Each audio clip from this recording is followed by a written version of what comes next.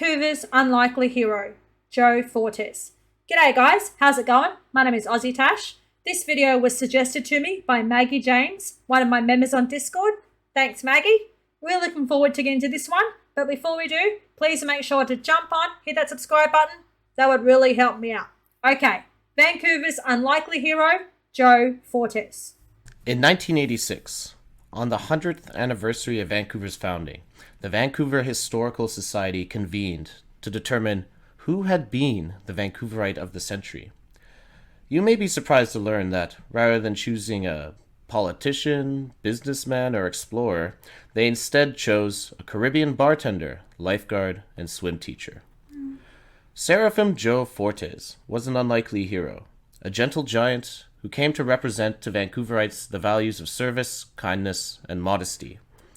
His story is all the more remarkable because he was a black man in an overwhelmingly white city in a time when overt racism was the norm. And today, February 9th, is his birthday.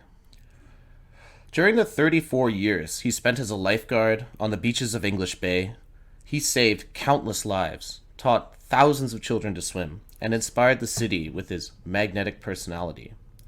Joe's heartwarming story reminds us of a smaller and friendlier Vancouver of a bygone era.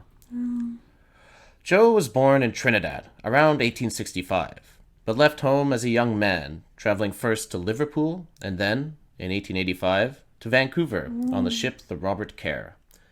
His first recorded act of heroism came less than a year later.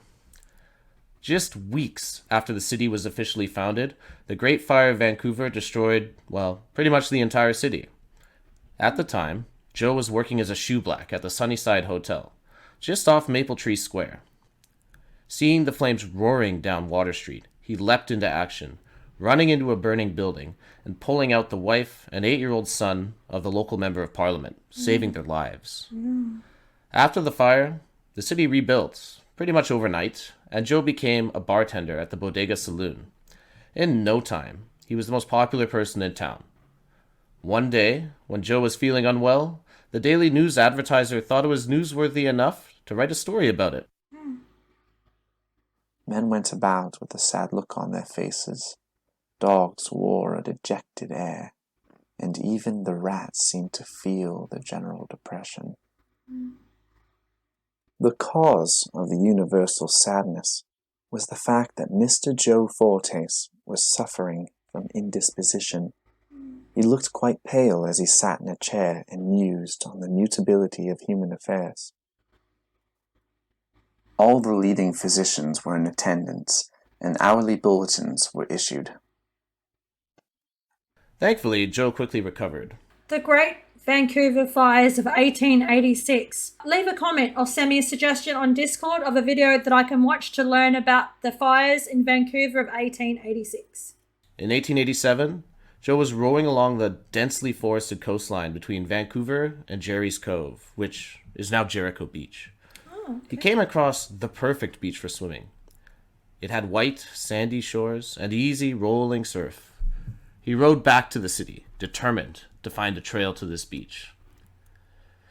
It might be hard to imagine today, but back then, the entire West End was still old-growth forest, and there was no obvious land access to this beach. There was one trail, though, long used by the Squamish people, and Joe soon found it and then spread word of his new swimming hole.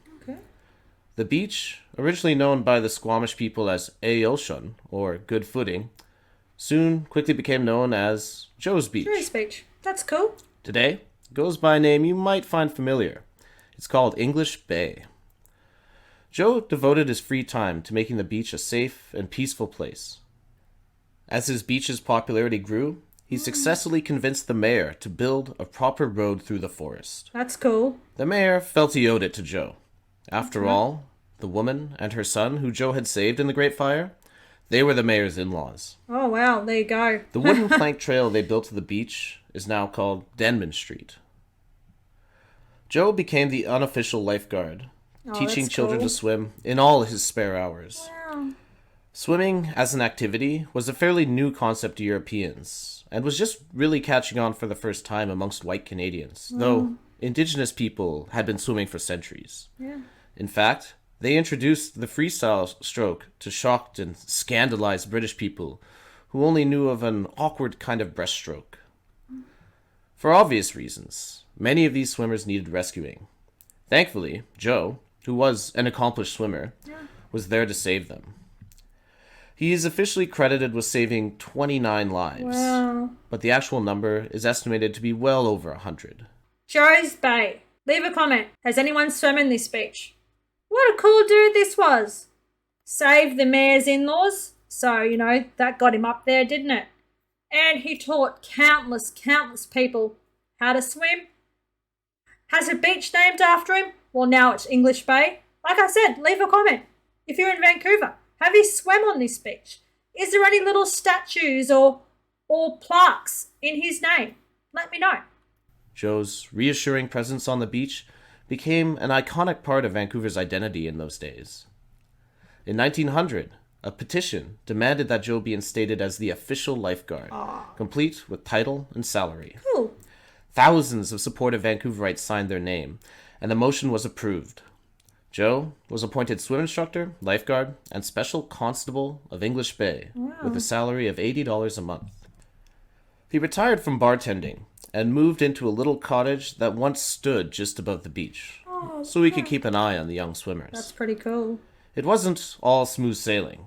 Every good story needs a villain, and in this story, that's Thomas Nealance, Vancouver's puritanical, cost-cutting mayor from 1902 to 1903. He worked furiously to fire Joe and introduced a motion to the Parks Board abolishing his lifeguard position. The move provoked public outrage. Over 2,000 people, including many of the city's most prominent citizens, came out to support Joe. Nealance was chastised and forced to back down. Hold on, this Thomas fella fired him and said, no, we're not going to pay you to protect children, to protect people swimming in the beach and teach people to swim. What sort of a fellow is this dude? My gosh. Not good, mate. Not good. Obviously it didn't work out too well for you when there's, thousands at this petition to say no. Joe's got to have his job back. Didn't work out too good for you, did it, Thomas? By 1910, many of the children Joe had taught to swim and whose lives he had saved had now grown up, and many had become prominent in Vancouver's tight-knit society. With genuine gratitude, a ceremony was held at the Vancouver Board of Trade to present Joe with a gold watch and $472 raised by the community. That's over $10,000 in today's money. Wow.